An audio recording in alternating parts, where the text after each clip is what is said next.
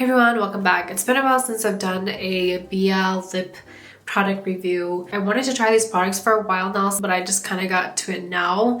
They did also have new shades that came out, I believe. So I'm going to be reviewing some of them. I wasn't able to pick up all of them. So I got two of their last Velvet Tints. One of them is from the Jjangu collection.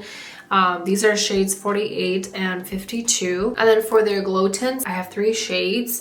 And these are 14. I got 14, 15, and 19. They're also doing a promotion, so they came in these sets. They also include their lip pods, and I got one in their glossy version as well as their matte version. For the glossy one, it's the Jam Pot Mini, and then for the matte version, it's their Spread Pot Mini. So first off, this is shade V48 Joyful Life, and it's described as being a soft peach beige color. It's also a light warm shade. It does look quite similar to promotional pictures, slightly a little bit more mute, but it does have a very beautiful peach beige color to it. Very MLBB, flattering for my natural beige skin tone. My seasonal color is a soft autumn and light spring, so this is something that is definitely around my palette. It does have a slight peachy salmon undertone, which gives it a semi-brightening effect, but it's very subtle. Overall, it is going to look more like a nude color, at least for the gradients look. One of my favorite formulas from Bbia for the last Velvet Tint has a very lightweight velvety-like texture, similar to Roman's Blur Fudge tint, except it's a lot more lightweight. Really easy to blend, really easy to blur. A little does go a long way, so it does have a lot of pigmentation. It does a very beautiful gradient around to the lips if you prefer that kind of finish. Not much of a blurring function, but it does have a lot of moisturization. It does look quite different from the promotional pictures. For the full look, it looks more pigmented and sort of this pink brown color with a slight peachy undertones. It does look a lot more mute, and the more that you apply, the darker it is going to get compared to the gradient look. Because it's really easy to blend, it does smudge easily. However, these do have a pretty good stain. Let's go ahead with the transfer test. So it has a semi-crayon-like scent, but it's not overwhelming. So you can see it did transfer a little bit, but on the lips you can see a very pigmented stain. It does have a very beautiful matte finish as well, if you want it to look a little bit more matte. It does have a little bit of that like satin-like gloss to it, similar to Peripera's Ink the Velvet when you first apply it. So this came in with their jam pod, as I said, and this is peach jam. It's a glossy finish, and I'm going to be applying it right on top of the stain.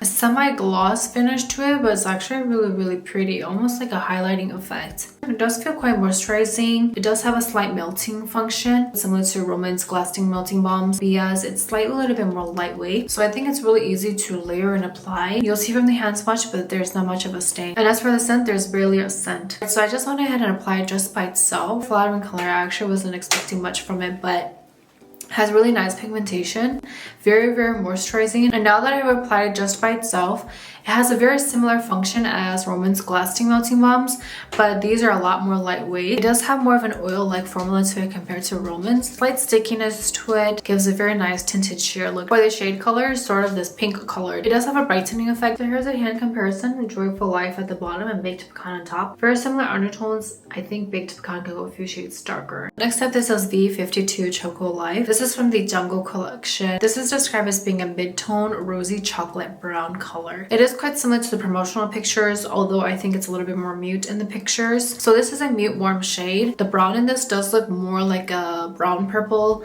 and then there's a little bit of a rosy undertone. It's a subtle rosy color, so we're gonna have to see if it's gonna look rosy for the full look. So now for the full look, you can see a little bit more of that rosy undertone. For the full look, the purpleness is a little bit more subtle, and you see more of that rosy undertone. Quite different from the promotional pictures, which looks more like the gradients look. For the full look, you'll have more of a red-brown color. Still flattering, but I was looking for it to look more like the promotional pictures. So at the bottom I have Choco Life, on top of that is Dim Mauve, and then Deep and More. At the bottom here I have Baddie Beige from Etude, very similar.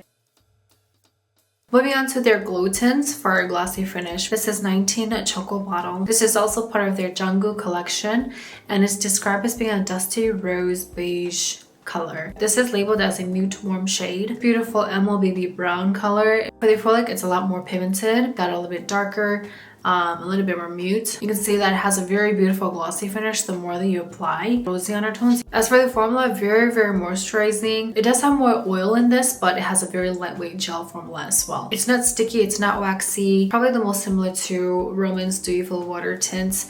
Slightly more lightweight. This looks a lot more glossy than Roman's as well. It's similar to any glossy finishes that have a stain.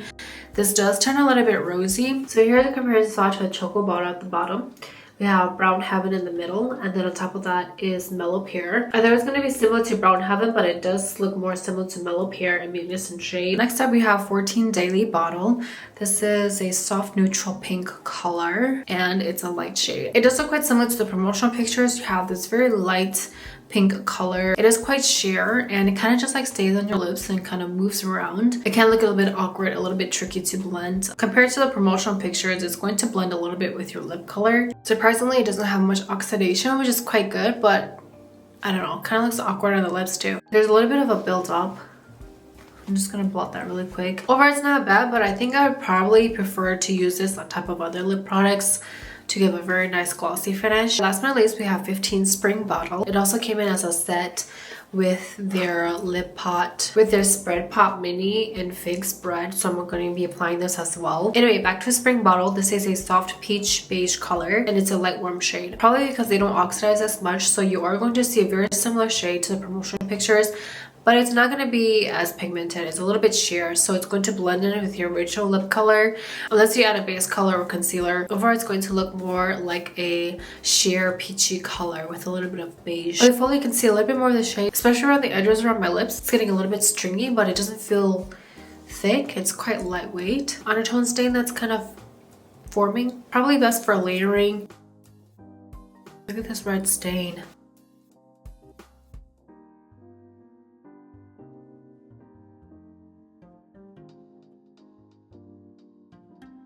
Alright, so I went ahead and applied Fig Spread from their pot. First of all, the shade looks amazing, super flattering, and a little does go a long way. I'm not sure if these are launched or if they're official. You can buy them separately, but if they do, I want all the shades because this formula is amazing. Beautiful matte finish, a little bit similar to AOU and Freeze. Has this very nice fluffy texture to it, semi velvety, very creamy, really easy to blend, really easy to blur. Fills in the wrinkles on my lips really nice and gives a very beautiful matte marshmallow like finish. Definitely one of my top 3 formulas for a lip pot. Very beautiful cloudy pout, very moisturizing.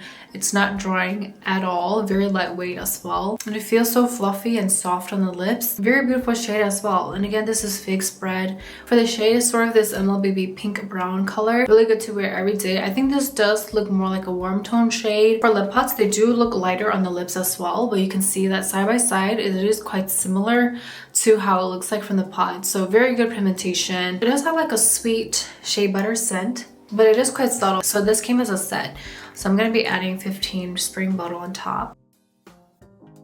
It does look really nice on the edges of the lips and the Cupid's bow as well to give a very nice gradient. I personally just like the lip pot by itself, but if you want a glossy version, 15 is not a bad idea as well. You can probably already guess my top picks for today. Number 1 is their Spread Pot Mini in Fig Spread.